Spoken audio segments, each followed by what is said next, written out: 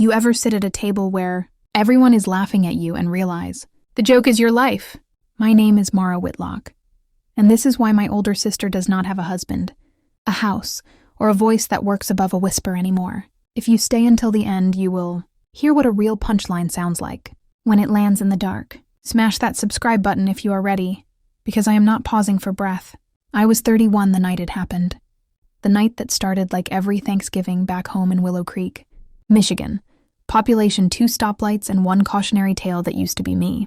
Mom had the good china out, the stuff with the gold rim that turns the dishwasher rusty, and Dad was already 2 beers, deep into his annual speech about how grateful we should be that nobody was in jail. My sister Lacey showed up late, hair blown like she drove with the top down, even though it was 38 degrees and her convertible has not had a working heater since 2014.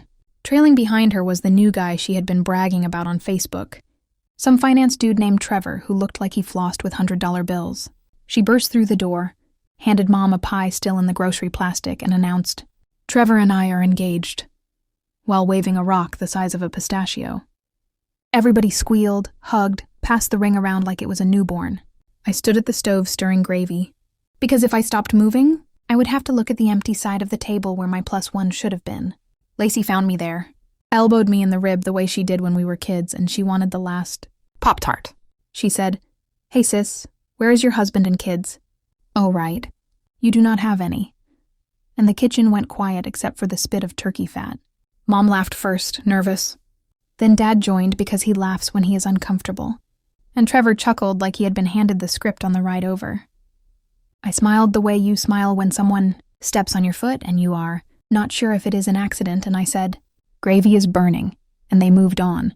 But the words hung in the air like the smell of scalded flour, stuck to my hair, my sweater, the inside of my throat. I wish I could tell you that was the first time.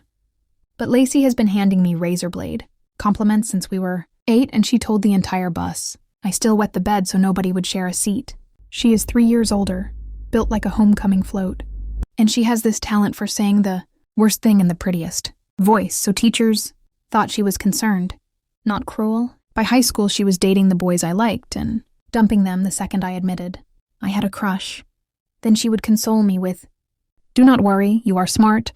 You will find someone who likes personality." I left Willow Creek the day I turned 18, drove my dented Civic to Chicago, and worked double shifts at a call center while I finished a business degree online. I told myself family is just the first draft of people you meet, and I rewrote my life into something quieter, something that looked like peace from the outside. I built a tiny studio apartment, adopted a senior cat named Pickles, and dated exactly 2 men who both said I was too guarded before they ghosted. I stopped going home for holidays after Dad asked if I was gay or just too picky, but this year Mom cried on the phone about missing her whole family, and I caved. Booked the 4-hour drive, told myself grown women do not hold grudges. They hold wine glasses and pretend. So there I was pretending, while Lacey flashed her ring and Mom talked wedding colors and Dad asked Trevor if he played golf. I carved the turkey, plated stuffing, refilled glasses, and every time I moved past Lacey, she found a way to poke. "Still no boyfriend, Mare? You would look cute pregnant if you ever found someone to cooperate." Each joke landed, softer than the last, but the bruise deepened. After pie, Mom suggested we sisters wash dishes like old times. Lacey rolled her eyes but followed me to the kitchen, closed the door with her hip, and the second the water started, she said, "Look, do not make this weekend about your little dry spell. Trevor's boss is coming for Christmas and I need the spotlight. So maybe keep the pity stuff to yourself." I scrubbed a pan so hard the nonstick peeled. I said, "I am not the one who announced my engagement like a halftime show." She laughed, flicked soap bubbles at me.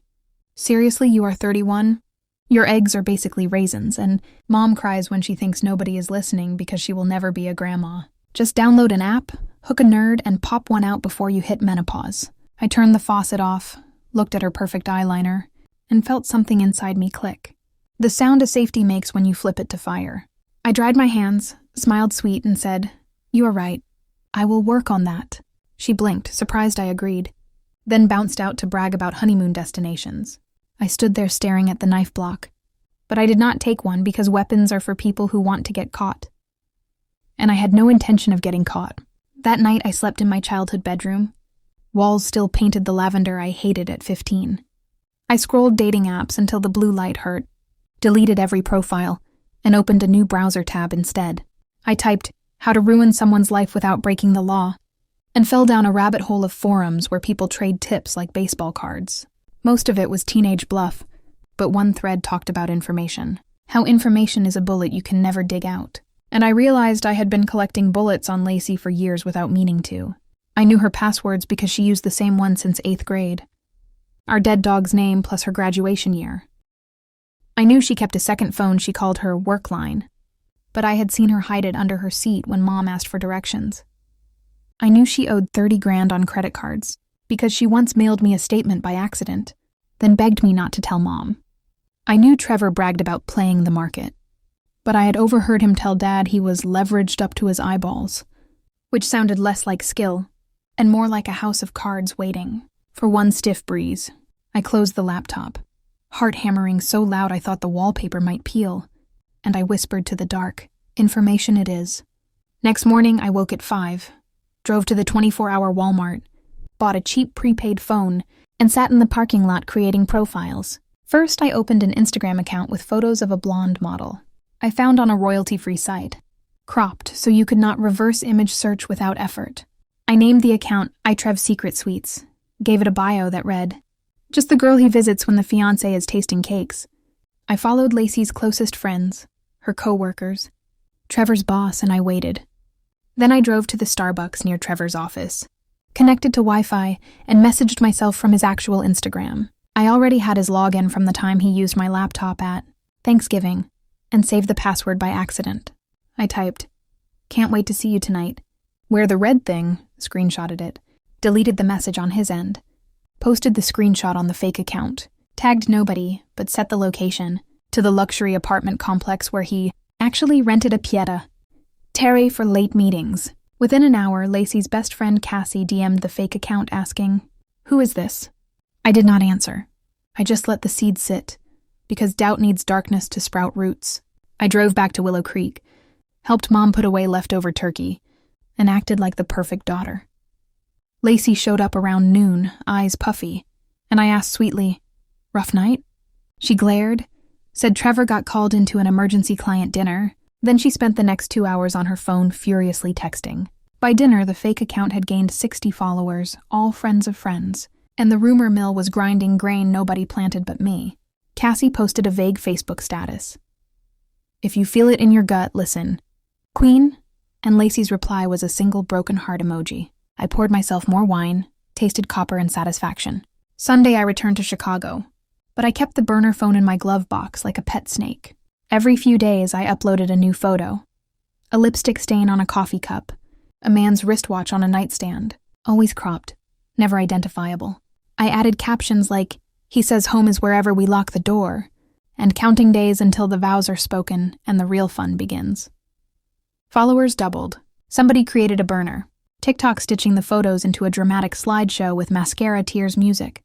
Lacey deactivated her own Instagram for mental health, which in small-town speak is code for, "I am losing my mind and maybe my fiancé." Mom called me crying, asked if I thought Trevor was cheating.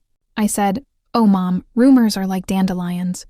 They grow anywhere the wind blows." She thanked me for being grounded, and I felt the first pinch of guilt.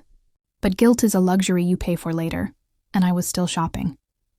Phase 2 required cash, so I pulled 5 grand from my emergency fund and drove to Indianapolis, where nobody knows my face.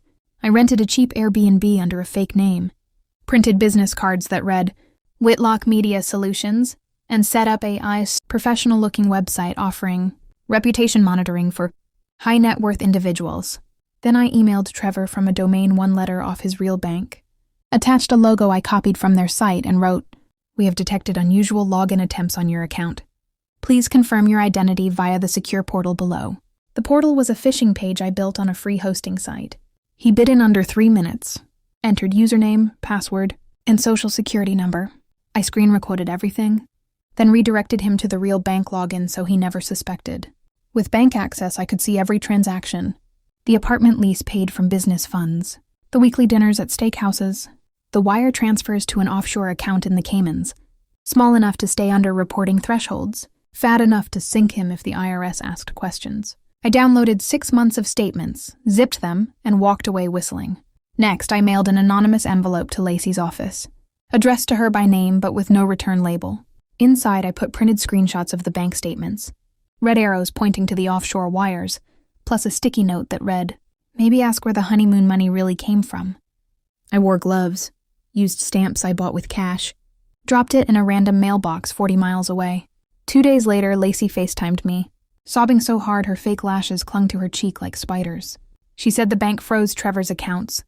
The wedding venue canceled until payment cleared, and Trevor swore somebody framed him but would not explain the Cayman account.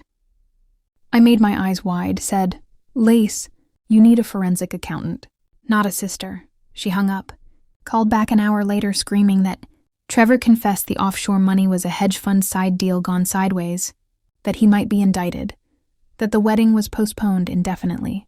I murmured sympathy, texted her heart emojis, and inside I felt a cold bloom open, the kind that never closes again. Thanksgiving rolled around again, 1 year exactly since the joke that started it all. Mom begged me to come, said Lacey was fragile. So I packed pickles into a carrier, drove 4 hours, and walked into the house wearing the kind of smile you practice in rear-view mirrors. Lacey looked 10 years older, hair unwashed, ring finger bare. Trevor was long gone, fled to Florida to let the dust settle, which is code for avoiding subpoenas. Mom fussed over turkey while Dad watched football with the volume up so nobody had to discuss why the wedding gifts were still stacked, unopened in the garage. We sat down to eat and Mom asked us to share one thing we were grateful for. Dad said health, Mom said family, I said second chances. Lacey stared at me, eyes hollow, and whispered, "I am grateful I know who my real friends are." But her voice shook like a leaf ready to drop. After pie, Mom suggested we take leftovers to the porch. Lacey cornered me by the coat closet, breath sour from crying. She said, "I know it was you." I kept my face still, heart hammering. She pulled out her phone, showed me a DM from the fake Instagram account sent that morning. A single photo of the Cayman wire transfer with the caption, "Happy anniversary. Lace, love, your smarter twin." I never wrote that, never took credit. But the universe has a sense of humor darker than mine, and sometimes it writes the punchline for you. I looked her straight in the eye and said, "If you honestly believe I could destroy your entire life and you never saw it coming, then maybe you never really knew me, and that is your loss, not mine." She slapped me hard, nails drawing blood across my cheek. Mom walked in just in time to see me smile through the sting. I said, "I will let you have that one," free of charge, and I walked out. Left her standing among the winter coats, screaming so loud Dad dropped the remote. I drove back to Chicago that night. Through lake effect, snow so thick the road disappeared. I kept the wipers slapping, radio off, listening to the throb in my cheek like a metronome counting measures. I would never play again. 2 weeks later, Mom called. Lacey had checked into a wellness retreat. Fancy speak for the kind of place that takes your phone and teaches you how to breathe without wine. Mom cried, asked what went wrong. I said, "Sometimes a mirror breaks and the pieces cut. Whoever is holding it," she did not understand. But she thanked me for being strong, and I felt the guilt again. Heavier now, but I discovered I could carry it. Same way people carry sofas across busy streets when adrenaline hits. Months passed. I got promoted, adopted a second cat named Karma, deleted the burner phone, and scrubbed every fake account until even I could not find traces. One April afternoon, a package arrived at my condo. No return address, postmark from Arizona. Inside was the Barbie from childhood, legs reattached with duct tape, a tiny wedding dress sewn from lace of our mother's veil, and a note written in shaky pencil. I finally fixed her. "I am sorry I broke you first." I sat on the kitchen floor, held the doll, and cried until pickles licked the tears off my chin. For the first time, I wondered who really won, because revenge tastes like copper when the adrenaline fades and nobody is left to celebrate with you. Summer brought a voicemail from Lacey, voice quiet, almost childlike. She said she moved to Sedona, works at a garden center, drinks water with lemon, goes to bed at 9. She ended with, "I am learning silence is louder than words I used to throw at you. If you ever want to sit in it with me, I will be here." I have not called back yet, but I keep the Barbie on my desk like a trophy from a war nobody meant to start. And every morning I look at those crooked legs and remind myself the joke is over. The audience went home, and the only person still laughing is the woman who now knows she can survive, being the punchline, and the puncher in the same breath. So if you are sitting at a table where everyone is laughing at you, remember silence is not surrender. It is the sound of a fuse learning to burn. Light it carefully or do not light it at all, because once the fire catches, somebody has to carry the ash, and that somebody is you. Hit subscribe if you want more stories that taste like whiskey and regret, and comment the moment you realize silence was your weapon. Just make sure you are ready to hold the weight when the smoke clears.